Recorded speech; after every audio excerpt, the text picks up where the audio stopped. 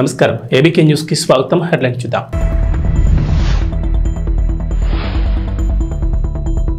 రేవంత్ రెడ్డి సర్కార్ big twist, అర్హులకు మాత్రమే ఇందిరమ్మ ఇండ్లు.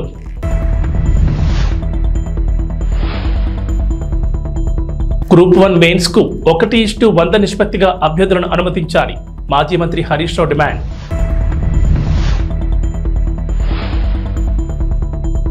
ఆంధ్రప్రదేశ్ అసెంబ్లీ సమావేశాలకు ముహూర్తం, ఆ రోజే కేబినెట్ భేటీ.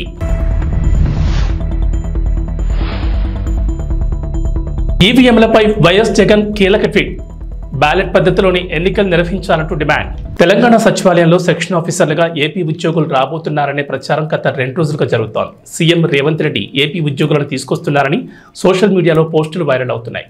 ఏపీ స్థానికత ఉన్నప్పటికీ వేర్వేరు కారణాలతో తెలంగాణకు మరో 1800 ఉద్యోగాలు వస్తున్నట్లు వార్తలు వినిపించాయి.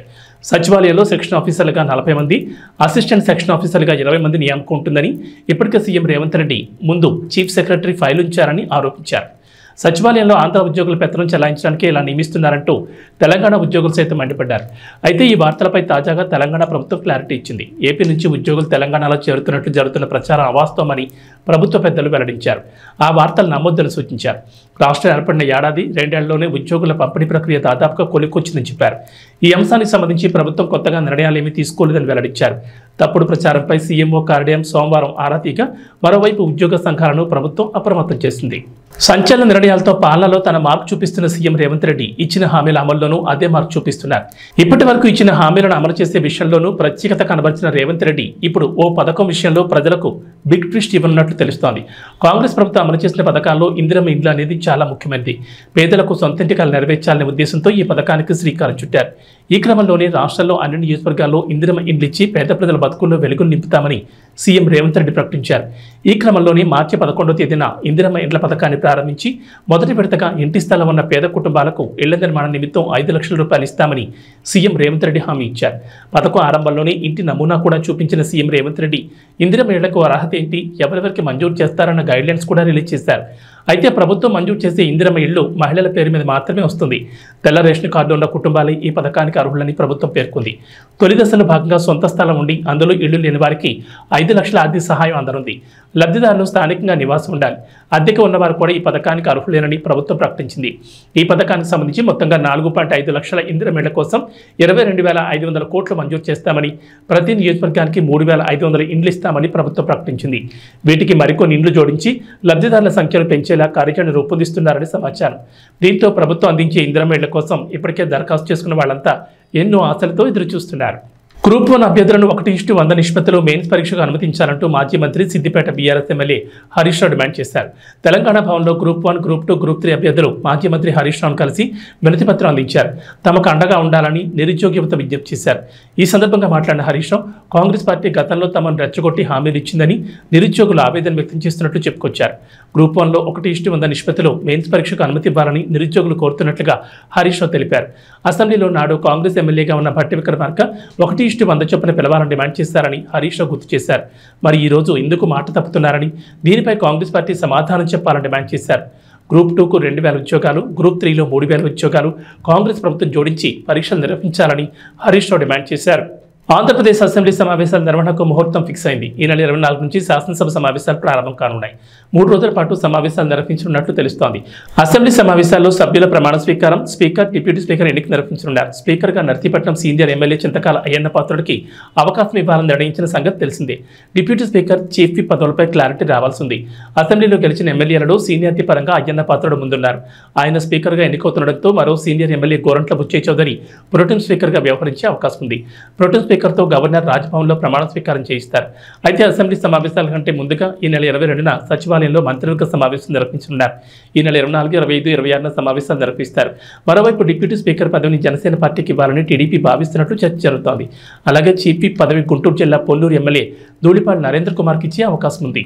ఆంధ్రప్రదేశ్ మాజీ ముఖ్యమంత్రి వైఎస్ జగన్మోహన్ రెడ్డి ఈవీఎంలపై సంచలన ట్వీట్ చేశారు. అభివృద్ధి చెందిన దేశాలు ఎన్నికల్లో బ్యాలెట్నే వాడుతున్నాయని, మన దగ్గర కూడా ఈవీఎంల బదులు బ్యాలెట్లు వాడాలని డిమాండ్ చేశారు. న్యాయం కేవలం జరిగినట్లు కనిపించడం కాదు, నిజంగా జరగాలన్నారు. ప్రజాస్వామ్యం అనేది బలంగా ఉండడంతో పాటుగా నిస్సందేహంగా ప్రబలంగా ఉండాలని అభిప్రాయపడ్డారు. ప్రపంచవ్యాప్తంగా ఎన్నికల పద్ధతుల్లో అభివృద్ధి చెందిన ప్రతి ప్రజాస్వామ్య దేశాల్లో జరిగే ఎన్నికల్లో పేపర్ బ్యాలెట్లే వాడుతున్నారని చెప్పుకొచ్చారు. ఈ దేశాల్లో ఎక్కడా ఈవీఎంలను ఉపయోగించడం లేదని, మన ప్రజాస్వామ్యం నిజమైన స్ఫూర్తిని నిలబెట్టుకోవడంలో మనం కూడా అదే దిశగా పయనించాలన్నారు. ఈవీఎంల బదులు పోస్టల్ బ్యాలెట్లను ఉపయోగించాలంటూ ట్వీట్ చేశారు. ఈవీఎంలపై చర్చ జరుగుతున్న వేళ మాజీ ముఖ్యమంత్రి జగన్ చేసిన ట్వీట్ చర్చనీయాంశమైంది. ఆంధ్రప్రదేశ్ డిప్యూటీ సీఎం పవన్ కళ్యాణ్ హైదరాబాద్ నుంచి విజయవాడ చేరుకున్నారు. అక్కడ నుంచి అమరావతికి వెళ్లనున్నారు. ఆయనకు సీడ్ యాక్సెస్ రోడ్ నుంచి వెలగపూడి సచివాలయం వరకు మానవహారంతో స్వాగతం పలికేందుకు రాజధాని రైతులు ఏర్పాట్లు చేశారు. పవన్ మంత్రిగా ప్రమాణ స్వీకారం చేసిన తర్వాత తొలిసారి సచివాలయానికి వస్తున్నారు. రెండో బ్లాక్లోని తనకు కేటాయించిన ఛాంబర్ను పరిశీలిస్తారు. పవన్ ఉప ముఖ్యమంత్రిగా బుధవారం తన ఛాంబర్లో బాధ్యతలు తీసుకుంటారు. అయితే ముఖ్యమంత్రి చంద్రబాబును పవన్ మర్యాదపూర్వకంగా కలిసి అవకాశం ఉందని తెలుస్తోంది. ఇదిలా ఉంటే పవన్ కళ్యాణ్కు ప్రభుత్వం భద్రతను పెంచినట్లు తెలుస్తోంది. ఆయనకు వైప్లస్ సెక్యూరిటీతో పాటుగా ఎస్కాట్ వాహనం, బుల్లెట్ ప్రూఫ్ కారును కూడా కేటాయించినట్లు సమాచారం. Deputy CM Pawan Kalyan camp కార్యాలయంగా విజయవాడ సూర్యారావుపేటలో ఉన్న ఇరిగేషన్ గెస్ట్ హౌస్ ను ప్రభుత్వం కేటాయించింది. గత టీడీపీ ప్రభుత్వ హయాంలో దేవినేని ఉమా జలవనరుల మంత్రిగా ఉన్నప్పుడు గెస్ట్ హౌస్ ను విశాలంగా నిర్మించారు. ఆ తర్వాత గత ప్రభుత్వంలో మంత్రి బొత్స సత్యనారాయణకు గెస్ట్ హౌస్ ను కేటాయించారు. అమరావతిలోని సచివాలయంలో గత ప్రభుత్వ హయాంలో పంచాయతీరాజ్ గ్రామీణాభివృద్ధి శాఖ మంత్రి పేషి 5వ బ్లాక్ లో ఉండేది. అయితే ఇప్పుడు పవన్ కళ్యాణ్ తో పాటుగా జనసేన పార్టీ మంత్రులకు 2వ బ్లాక్ లో ఛాంబర్లు కేటాయించారు. టీడీపీ గెలవడంతో తిరువురు పట్టణం నుంచి నెమలి వేణుగోపాలస్వామి ఆలయం వరకు పాదయాత్ర చేపట్టిన తిరువురు టీడీపీ సీనియర్ నాయకులు యండాద్రి కిరణ్, వారి సతీమణి మాధవి తెలుగుదేశం పార్టీ అఖండ మెజార్టీతో విజయం సాధించడంతో చంద్రబాబు నాయుడు ముఖ్యమంత్రిగా ప్రమాణ స్వీకారం చేసినందుకు తిరువూరు చరిత్రను తిరగరాసిన భారీ మెజార్టీతో విజయం సాధించిన ఎమ్మెల్యే కొలికపూడి శ్రీనివాసరావు మరియు విజయవాడ పార్లమెంట్ పరిధిలో రికార్డులను బద్దలుకొట్టి భారీ విజయం సాధించిన ఎంపీ కేసినేని శివనాథ్ విజయం సాధించినందుకు పాదయాత్ర చేపట్టిన పట్టణ సీనియర్ టీడీపీ నాయకులు యండాద్రి కిరణ్, వారి సతీమణి మాజీ councillor Yendadri Madhavi Tiruvuru factory centre అన్న నందమూరి తారక రామారావు విగ్రహానికి నివాళులర్పించారు. అనంతరం నెమలి వేణుగోపాలస్వామి ఆలయానికి బయలుదేరిన పాదయాత్ర అభిమానులు, కార్యకర్తలు, నాయకులు పెద్ద సంఖ్యలో పాల్గొని పాదయాత్రకు సంఘీభావం తెలిపారు.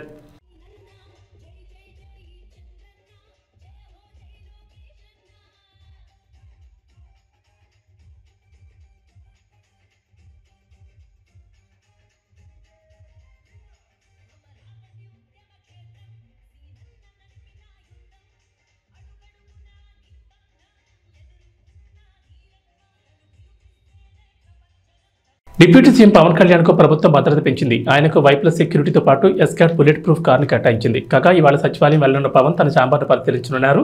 రేపు ఆయన డిప్యూటీ సీఎం గా బాధ్యతలు స్వీకరిస్తారు.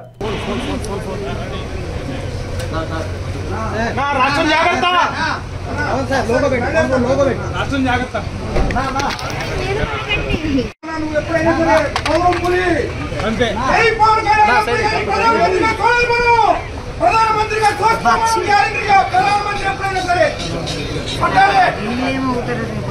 అదేనా సమరం పులి.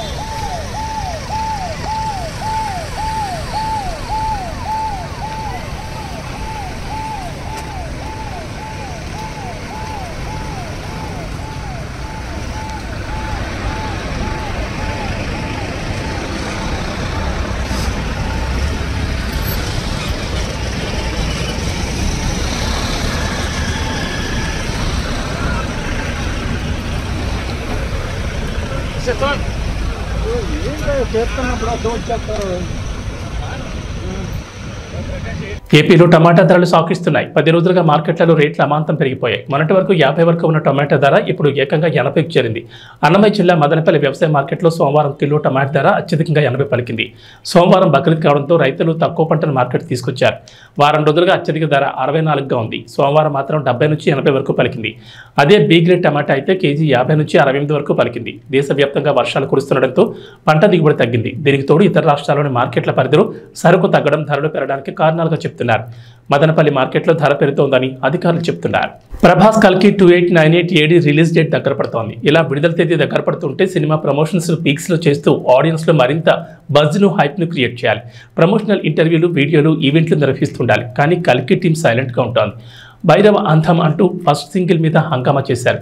చెప్పిన టైంకి విడుదల చేయకుండా అభిమానుల ఆగ్రహానికి గురయ్యారు. ఇలా ప్రమోషన్స్ అప్డేట్లు సరిగ్గా చేయక కల్కి మీద నిరాసక్తి కలిగేలా చేస్తున్నారు. కల్కి 2898 ఏడి మూవీ నుంచి ఇప్పటి వరకు వచ్చిన కంటెంట్ అయితే పర్వాలేదనిపించేలా ఉంది. బుజ్జి భైరవ అంటూ వదిలిన యానిమేషన్ ఎపిసోడ్స్ అమెజాన్ ప్రైమ్లో బాగానే ఆకట్టుకుంది. బుజ్జి కారుతోని ఇప్పటి వరకు ప్రమోషన్స్ చేస్తూ వచ్చారు. చెన్నై, ఢిల్లీ ఇలా ప్రధాన నగరాల్లో బుజ్జిని రైడ్ చేస్తూ అక్కడ జనాల్ని ఆకర్షిస్తున్నారు. అనకాపల్లి గవరపాలెం శతకంపట్టు శ్రీ కనకదుర్గ అమ్మవారి ఆలయంలో సప్తమ వార్షికోత్సవం సందర్భంగా భోగాపురపు వెంకటరమణ ఆధ్వర్యంలో ఆలయ సప్తమ వార్షికోత్సవ వేడుకలు ఈ నెల 17, 18, 19 తేదీల్లో ఘనంగా జరుగుతాయని ఆలయ వ్యవస్థాపకులు పిబి రమణ తెలిపారు. మంగళవారం దుర్గా మల్లేశ్వర స్వామివారి హోమం మరియు గోపూజ ఆలయ మండపంలో ఘనంగా జరిగింది. కాండ్రేగల్ నాయుడు, భాగ్యలక్ష్మి దంపతుల సౌజన్యంతో హోమం మరియు గోపూజలు, కుంకుమ పూజలు నిర్వహించారు. ఈ కార్యక్రమంలో ఆలయ చైర్మన్ కర్రి సన్యాసి నాయుడు, ఆలయ కమిటీ సభ్యులు, గౌరీ పరమేశ్వర్ల కమిటీ సభ్యులు, మరిదిమాంబ కమిటీ సభ్యులు తదితరులు పాల్గొన్నారు.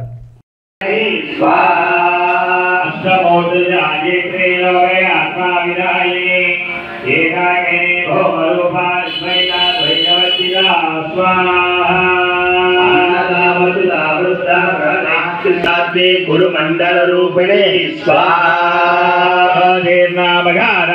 माया मधुमते महे गणाम्बा गुह्यगाराध्या कोमलांगे गुरुप्रिया स्वाहा स्वतंत्र सर्वतंत्रेषि दक्षिणामूर्ति रूपिणे दौर्भाग्योलवादोराजनाध्वान्तरप्रभा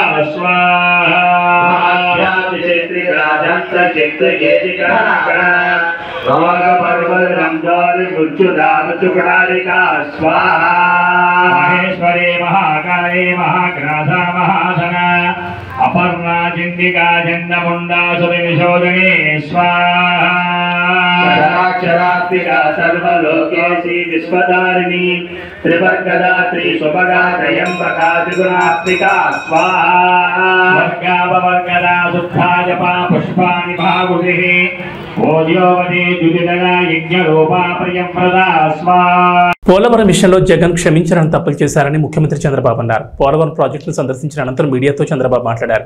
గత ప్రభుత్వ నిర్లక్ష్యంతో డయాఫ్రమ్ వాల్ దెబ్బతిందని, 447 కోట్లతో మరమ్మతులు చేసినా బాగవుతుందని పరిస్థితి లేదని అన్నారు. సమాంతరంగా డయాఫ్రమ్ వాల్ కడితే 990 కోట్లు ఖర్చు అవుతుందని, పోలవరం విషయంలో జగన్ క్షమించాలని తప్పులు చేశారని అన్నారు. మనం ఆ రోజు ఈ యొక్క డయాఫ్రమ్ వాల్ మీరు ఒక్కసారి చూస్తే మొత్తం 446 కోట్ల రూపాయలతో డయాఫ్రమ్ వాల్ వాటర్ ఫుటింగ్ లో అప్పుడు కూడా ప్రాబ్లమ్స్ ఉంటే 2 సీజన్లో పూర్తి చేశాం. ఆ డయాఫ్రమ్ వాల్ కాపాడవలసినటువంటి ప్రభుత్వం కాపాడకుండా ఇష్టానుసారంగా ప్రాజెక్ట్ యొక్క ఫేట్ తో ఆడుకొని ఇప్పుడు మొత్తం ఈ డ్యామేజ్లు అయితే ఆ డ్యామేజ్ కూడా కనుగొనడానికి ఒక 1 year పట్టింది. గవర్నమెంట్ ఆఫ్ ఇండియా చాలా సార్లు చాలా స్పష్టంగా మీరు మార్చద్దండి అవన్నీ కరెస్పాండెన్స్ రేపే నేను మాట్లాడతాను. ఇప్పుడు నేను డీటెయిల్స్ పోవడం లేదు. బ్రాడ్ గా కాన్సెప్ట్ ఫస్ట్ హ్యాండ్ ఇన్ఫర్మేషన్ ఇక్కడికి వచ్చాను. I have seen the project. మామూలు వాళ్ళైతే అర్థం కాదు. నేను ఒక 100 సార్లు ఈ ప్రాజెక్ట్ గురించి రివ్యూ చేసుంటాను. 30 times ఇక్కడికి వచ్చి ప్రాజెక్ట్ లో చూశాను. అడుగడుగున అన్ని నిర్ణయాలు నేను భాగస్వామిని అర్థం చేసుకోగలిగాం. ఈరోజు ఒక పక్కన డయాఫ్రమ్ వాల్ 3 bits లో పోతే ఇప్పుడు ఆల్టర్నేటివ్స్ ఏంటంటే మీనవేషాలు లెక్కేసే పరిస్థితికి వచ్చారు. ఇందులో ఆ 2 బిట్లు కానీ ఎక్కడికక్కడ ఒక parallel D wall diaphragm wall హైట్కి ఎక్కడ డ్యామేజ్ అయిందో దానికంటే ముందు ఒక ప్యారలల్ గా పెట్టి దాన్ని కవర్ చేస్తే 447 కోట్లు అవుతుంది. మామూలుగా మనం ఖర్చు పెట్టింది 446 కోట్లు. ఇప్పుడు రిపేర్ చేయడానికి 447 కోట్లు. ఓకే, మొత్తం దాని అప్పటికి కూడా గ్యారంటీ లేదు.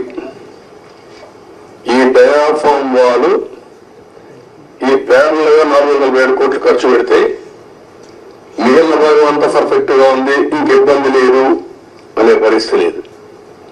కాదు, మొత్తం డయాఫ్రమ్ వాల్ ప్యారల్ గా కట్టాలంటే 990 కోట్లు. ఇది ఒక భాగం. కాఫర్ డ్యామ్ పైన కాఫర్ డ్యామ్ ఉంది, కిందన కాఫర్ డ్యామ్ ఉంది. 550 కోట్ల రూపాయలతో పైన గంజాయి అమ్మకాలను తక్షణమే ఆపేయాలని, లేదంటే తీవ్ర పరిణామాలుంటాయని హోంమంత్రి అనిత హెచ్చరించారు. గంజాయి అంతు తేల్చేందుకు మంత్రిగా బాధ్యతలు తీసుకోకముందే సమీక్ష చేశానన్నారు. విశాఖను గంజాయికి రాజధాని చేశారని, 3 నెలల్లో అక్కడ గంజాయి లేకుండా చేస్తామని స్పష్టం చేశారు. వారం రోజుల్లో టోల్ ఫ్రీ నెంబర్ ఇస్తామని, గంజాయి ఎక్కడ కనిపించిన సమాచారం ఇవ్వాలని కోరారు. ఇన్ఫర్మేషన్ నిజమైతే నగదు బహుమతి ఇస్తామన్నారు. తెలుసు మనం ఎంత దారుణమైన సిచ్యువేషన్ అంటే, అరే గంజాయి ఈ రోజు వరకు నిర్మూలన చేయడానికి 5 సంవత్సరాల కాలంలో కనీసం ఒక రివ్యూ కూడా పెట్టలేదంటేనే విచ్చలవిడితనం ఎక్కడ పెరిగిందో మనకు అర్థమవుతుంది. ఆఖరికి వైఎస్ఆర్సీపీ నాయకులు కూడా గంజాయిలు అమ్ముకోవడంలోని, గంజాయి వ్యాపారంలోని ఇన్వాల్వ్ అయిపోయారు కాబట్టి వాళ్ళు అసలు దీని మీద కనీసం దృష్టి పెట్టలే. ఏమండి, చింతపల్లి నుంచి, జీమాడుగల్ నుంచి, అటువైపు నుంచి, అదేవిధంగా మనకి ఒడిశా నుంచి, ఇలాంటి మల్టిపుల్ ప్లేసెస్ నుంచి మనకి గంజాయి సరఫరా అవుతుంది. మనకి ఎన్ని చెక్ పోస్టులు ఉన్నాయండి అని డిపార్ట్మెంట్ వాళ్ళని అడిగితే 3 చెక్ పోస్టులు ఉన్నాయని చెప్పారు. 3 చెక్ పోస్టులు ఉన్నాయి. ఎందుకు రాదండి లోపలికి? మనకి వైజాగ్కి ట్రాన్స్పోర్టేషన్ ఎక్కువ, ఇటు ట్రైన్స్ కానీ, ఇటు ఫ్లైట్స్ కానీ, రోడ్ ఫెసిలిటీస్ ద్వారా వ్యాన్లు, మిగతా అన్ని, దాంట్లో ఈవెన్ 2 వీలర్, ఆఖరికి అమెజాన్లో కూడా పెట్టుకొని అమ్మేసుకుంటున్నాడు అండి డ్రగ్స్ని. కర్రీ లీవ్స్ అని పేరు చెప్పుకొని అమ్మేసే పరిస్థితి కనిపిస్తూ ఉంది. నిజంగా ఇది మనం చాలా సీరియస్గా తీసుకోవాల్సిన ఇష్యూ. అంటే అంత క్రిటికల్ సిచ్యువేషన్లో ఈరోజు వైజాగ్ పరిస్థితి ఉంది. నేను ఎందుకు దీని మీద ఇంకా ఛార్జ్ తీసుకోకుండానే నేను రివ్యూ పెట్టానంటేనే ఒకసారి దీని సీరియస్నెస్ ఏంటన్నది ఆలోచించండి. నేను ఇంకోటి కూడా చెప్పాను, టాస్క్ ఫోర్స్ ఏర్పాటు చేయండి. ఈ రోజు నుంచే టుడే ఆన్వర్డ్స్ ఆఫ్టర్ 8:39 గుంపులుగా పిల్లలు ఎవరైనా ఉన్నా, గంజాయిలు తీసుకుంటున్నట్టుగా రోడ్డు పక్కన ఉన్నా, చీకట్లో ఉన్నా, మీకు నచ్చిన పని చేయండి అని పోలీసుల వాళ్ళకి నేను క్లియర్ ఇన్స్ట్రక్షన్ ఇచ్చాను. అట్ ద సేమ్ టైం ఈరోజు కొంచెం మరీ ఇంకోటి విషయం ఏంటంటే, స్మెల్ డిటెక్ట్ చేయాలి. వీళ్ళు డిటెక్ట్ చేయాలి ఈ గంజా ఎక్కడ ఉంది ట్రాన్స్పోర్టేషన్ టైంలో. స్మెల్ డిటెక్ట్ చేయడానికి రెండు ఉన్నాయి డాగ్స్ పైన. 2 అసలు నిజంగా ఈ రాష్ట్రాన్ని ఏమి చేసేద్దాం అనుకున్నారు ఈ 5 సంవత్సరాలు? నాకు అర్థం కాల. 2 డాగ్సా? కనీసం వాళ్ళకి ఇంకొకటి ఏంటంటే, పోలీసులు చెప్తా ఉంటే బాధ అనిపించింది, సీజ్ చేసిన వెహికల్స్ని వేర్ హౌస్ అనేది కూడా లేదు ఈ రోజు వరకు. జోగులాంబ గద్వాల జిల్లా అలంపూర్ నియోజకవర్గం రాజోలి మండల పరిధిలోని పచ్చర్ల గ్రామం నుంచి మాంతోటి గ్రామానికి చదువుకోవడానికి విద్యార్థులు ప్రతి సంవత్సరం దాదాపుగా 60 నుంచి 70 మంది విద్యార్థుల వరకు వెళ్తుంటారు. ఎన్ని ప్రభుత్వాలు మారినా తెలంగాణ రాష్ట్రంలో విద్యార్థులకు తప్పని తిప్పలు బడులు ప్రారంభమయ్యాయి. మా గ్రామానికి బస్సు వేయండి గత 2-3 రోజుల క్రితం గ్రామ పెద్దలు మాంతోటి నుండి వెళ్లి బస్సు డిపో మేనేజర్ని కోరారు. కానీ పచ్చర్ల నుండి స్కూల్కి వెళ్ళడానికి ఈ రోజు బస్సు వస్తుందని విద్యార్థులు ఎంతో ఆశగా ఎదురు చూశారు. చివరికి బస్సు రాకపోవడంతో కిరాయి ఆటోలో స్కూల్కి వెళ్లారు. మరి ప్రభుత్వాలు మారుతున్నప్పటికీ విద్యార్థుల చదువుల గురించి ప్రభుత్వాలు ఆలోచించకపోవడం చాలా దురదృష్టకరమని విద్యార్థులు తల్లిదండ్రులు వాపోతున్నారు. ఇప్పటి కాంగ్రెస్ ప్రభుత్వం మహిళల కోసం ఉచిత బస్సు సౌకర్యం కల్పించింది. కనీసం ఆ బస్సులోనైనా వెళ్లడానికి కూడా బస్సు రావడం లేదు. గ్రామీణ ప్రాంతాల్లో చదువుకునే విద్యార్థుల గురించి ముఖ్యమంత్రి మా చదువుల గురించి పట్టించుకోవాలని విద్యార్థులు కోరుతున్నారు.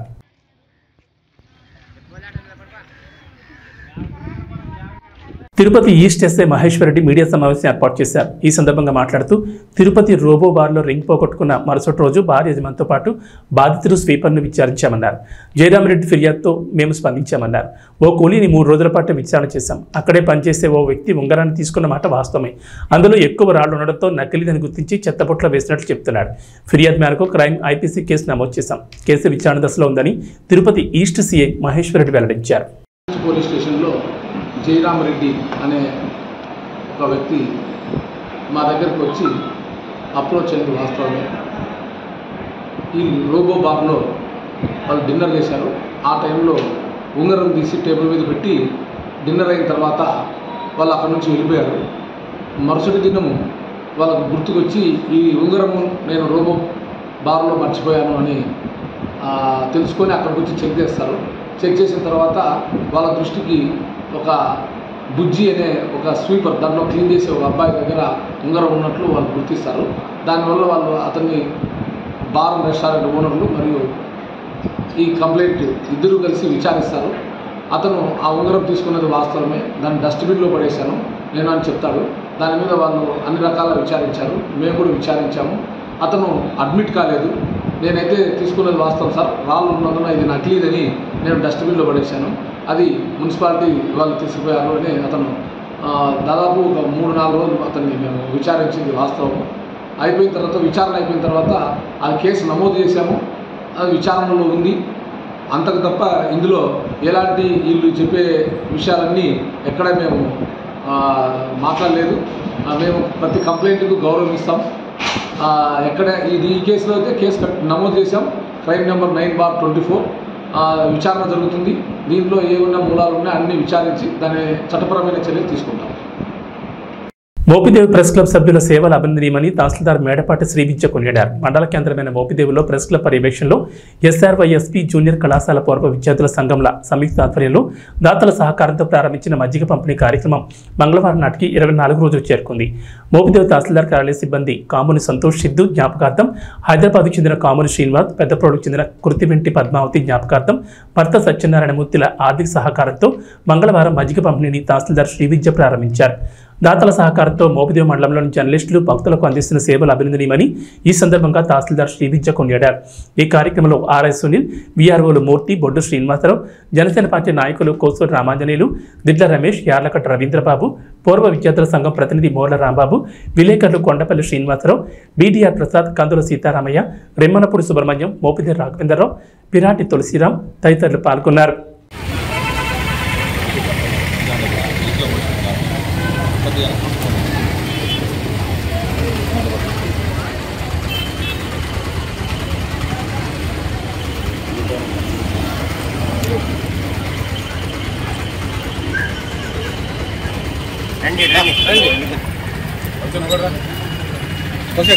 అదే కొనుక్కున్నాను.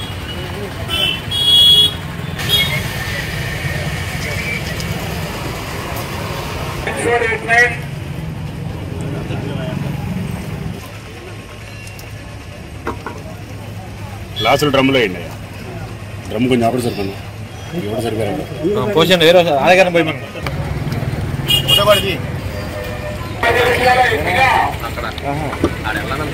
అక్కడ ఉన్నా అన్నాడు.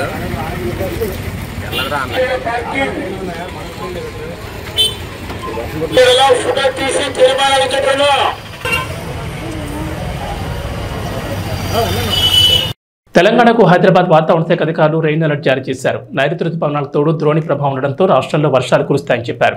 మరో 4 రోజుల పాటు నైరుతి రుతుపవనాలు చురుగ్గా ఉంటాయని, ఈశాన్య అరేబియాలో తుఫాను కూడా కేంద్రీకృతమైందని చెప్పారు. వీటి ప్రభావంతో తెలంగాణలో తేలికపాటి నుంచి ఓ మోస్తరు వర్షాలు కురుస్తాయని, కొన్ని చోట్ల భారీ వర్షాలకు ఛాన్స్ ఉందన్నారు. అలాగే ఉరుములు, మెరుపులు, పిడుగులు పడతాయని హెచ్చరించారు.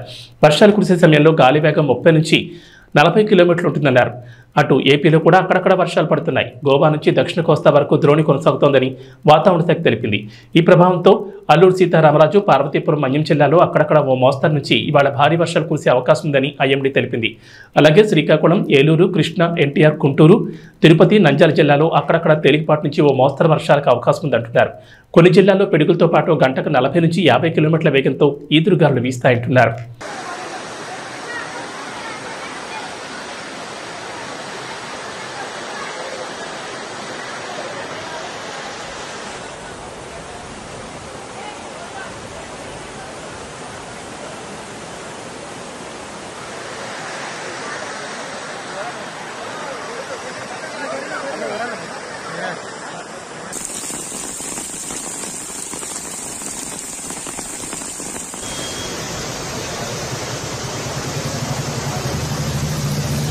ఇవి బులెటిన్ విశేషాలు. నమస్కారం.